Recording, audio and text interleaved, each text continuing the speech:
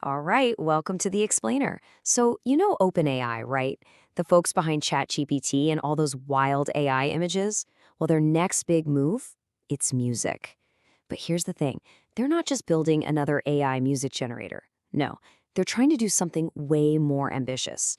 They're trying to teach it the actual soul of composition. So get this. Imagine you just type out a simple phrase, something like epic fantasy battle with drums and choir, and boom, seconds later, you have a full piece of music. That's the whole promise here, and believe me, it's becoming a reality faster than you'd think. Yeah, so after completely changing the game with text and images, OpenAI is now gunning for sound. And to pull it off, they've partnered up with someone you would never expect. And this partner, they might just be the secret weapon to help them dodge the legal chaos that's already hitting the AI music world. Okay, so let's really dig in here. How in the world does an AI take a handful of words and spit out a symphony? And more importantly, what's OpenAI doing that's so different from everybody else? So, at its heart, this whole thing is supposed to be a super intuitive creative tool. The idea is you can just describe a feeling, a scene, maybe even hum a little melody into your phone, and the AI is supposed to take that and just build an entire song around it. And the potential here, it's absolutely huge.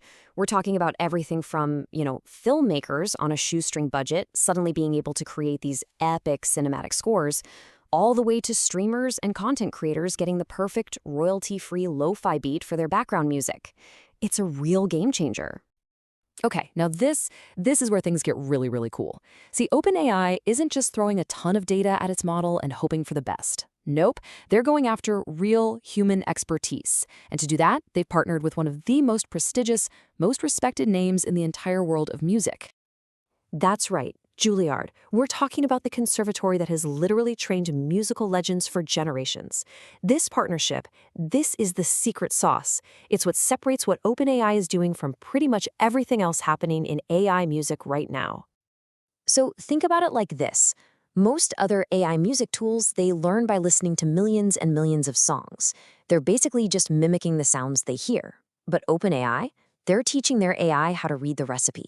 They're feeding it what's called symbolic data, which is basically just a fancy term for sheet music. So the AI isn't just learning what music sounds like, it's learning the theory, the structure, what makes it all tick. And you can see how it all works. It's this really methodical process. First, you have these brilliant students from Juilliard who are annotating musical scores, basically adding their expert notes. Then the AI chews on all that data to learn the fundamentals: melody, harmony, rhythm. This is how it starts to understand not just what notes to play, but why certain combinations make you feel happy or sad or excited. It's less about copying and more about, actually speaking the language of music. But of course, OpenAI is not alone here. The world of AI music is just exploding. But there's a huge catch. It's also running headfirst into some massive legal roadblocks that could honestly derail the whole industry. And this right here is the giant shadow hanging over competitors like Suno and Udio. You've got major music labels already filing lawsuits left and right, accusing these AI companies of training their models on copyrighted songs without asking for permission. It's a legal minefield. And this is where OpenAI's whole strategy suddenly makes perfect sense. By working with experts and using data they know is clean, curated, and licensed from the get-go, they're basically building a model designed to completely sidestep all those legal battles. It's a really smart move that positions them to be partners with the music industry, not enemies. So, what's the big picture here? The crucial point is what this all means for the future. We are literally watching this technology grow up right before our eyes, going from kind of a quirky experiment to what could be a seriously powerful professional tool. This actually isn't OpenAI's first rodeo with music. Way back in 2020, they had a project called Jukebox. And look, it was groundbreaking for its time, but it sounded pretty rough and experimental. This new project, it's a whole different league, a massive leap forward that's aiming for professional-grade results because it's combining that top-tier AI with world-class human knowledge. And just think about the possibilities here. They're huge.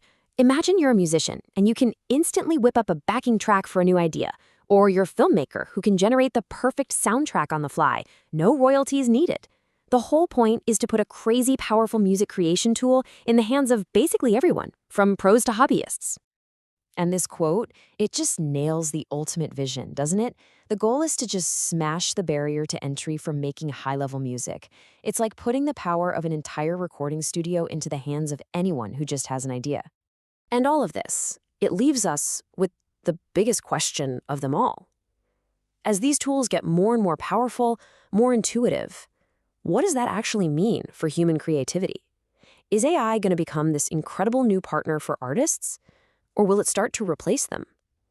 Honestly, that's the big question, and we're all about to watch the answer unfold.